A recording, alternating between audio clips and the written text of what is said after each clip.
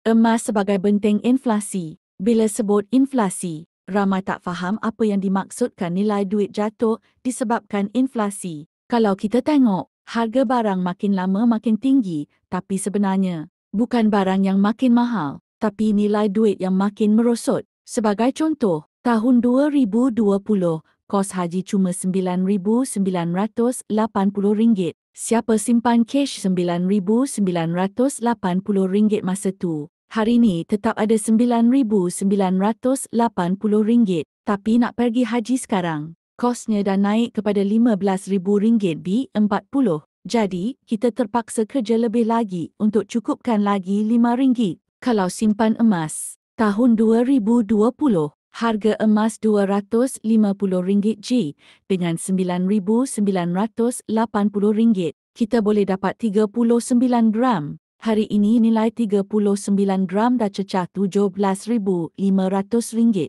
Perlu ke tambah duit untuk pergi haji hari ni? Tak perlu. Hanya perlu tunggu panggilan haji. Bagi yang nak menabung untuk tunaikan haji, boleh letakkan target kumpul 10 dinar 42.5 gram. Nak simpan emas sebagai dana haji? Klik link di bio RD Aminuddin untuk mulakan simpanan serendah RM100.